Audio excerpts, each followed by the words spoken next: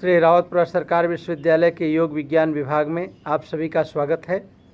मानव चेतना के स्वरूप के संदर्भ में जो हमारा प्रयास चल रहा है उस श्रृंखला का द्वितीय श्रृंखला आपके समक्ष प्रस्तुत है। मानव चेतना के स्वरूप को अभिव्यक्त करते हुए बताया गया कि हमारे अंतःकरण में जो सक्रियता है, जो प्रतिक्षण की गतिशीलता है, उस सक्रियता और गतिशीलता के मूल में मानव चेतना है। मानव चेतना को हम उसके 3 कार्य व्यापारों के माध्यम से और बेहतर तरीके से समझ सकते हैं।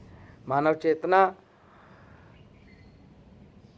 चिंतन है, भावना है और संकल्प है, किंतु यह स्वयं न तो चिंतन मात्र है, न भावना मात्र है, न संकल्प मात्र है।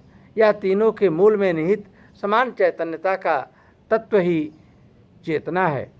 प्रख्यात विद्वान जेम्स हेस्टिंग्स के अनुसार चेतना अपरिभाषित है। सभी अंतिम परम सत्यों एवं तथ्यों के भांति इसे उस सिद्धांत के रूप में स्वीकार करना होगा जिससे कि अन्य सभी तथ्यों की व्याख्या की जा सकती है, किंतु स्वयं अव्याख्यायित ही रह जाती है। इस प्रकार जिसके आधार पर सारे विषयों की, सारे तथ्यों की व्याख्या की जाती है, वह चेतना शब्द की व्याख्या करते हुए भी स्वयं अव्याख्यायित रह जाती है। उसे परिभाषा की परिधि में बांधना संभव नहीं है, क्योंकि चेतना परम विस्तारशील, परम व्यापक तत्व है। जिस प्रकार एक मशीन मात्र उसके पुर्जों का योग नहीं होती है, अपितु इससे कुछ अधिक होती है, उसी प्रकार इसकी विविध स्थितियों या स्तरों के योग के रूप में सीमित नहीं किया जा सकता है। चेतना के विषय में सबसे सरल दृष्टिकोण यह है कि यह वह व्यापक पृष्ठभूमि है जिसके आधार पर जीवन के विविध तात्कालिक अनुभव आकार लेते हैं। मानवीय सभ्यता के इतिहास में कविताएं, विज्ञान, इतिहास, साहित्य, दर्शन, धर्म आदि सब चेतना की गतिविधियों के ही परिणाम हैं। चेतना को तकनीकी उपयोगिता के आधार पर 2 रूपों में विभाजित किया जाता है।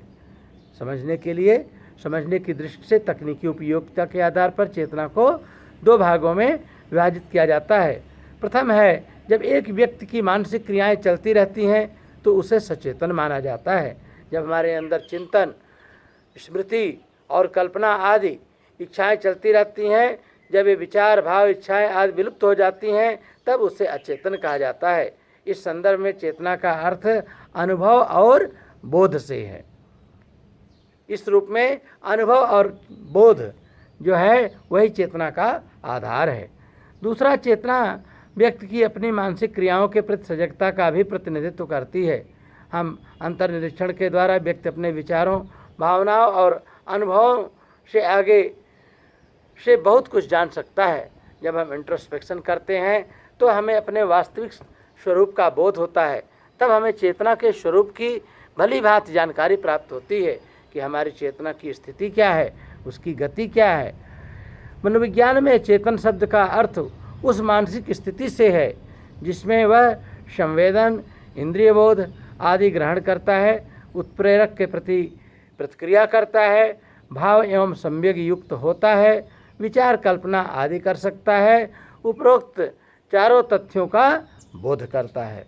इसी तरह से चेतना का सर्वमान्य अर्थ सचेतनता या बोध से है। यह पश्चिमी चिंतन में मान्य चेतना की परिभाषा है। यह संवेदन, भाव, संकल्प या विचार के द्वारा व्यक्त अस्तित्व की स्थिति है।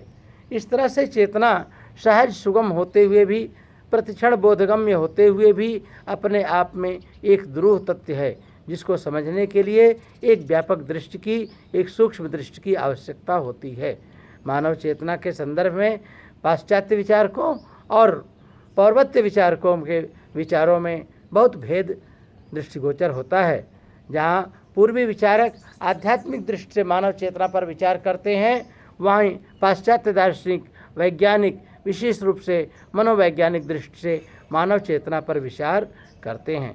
इस प्रकार मानव चेतना एक होते हुए भी दृष्टि विशेष के कारण कभी आध्यात्मिक तो कभी वैज्ञानिक प्रतीत होती है।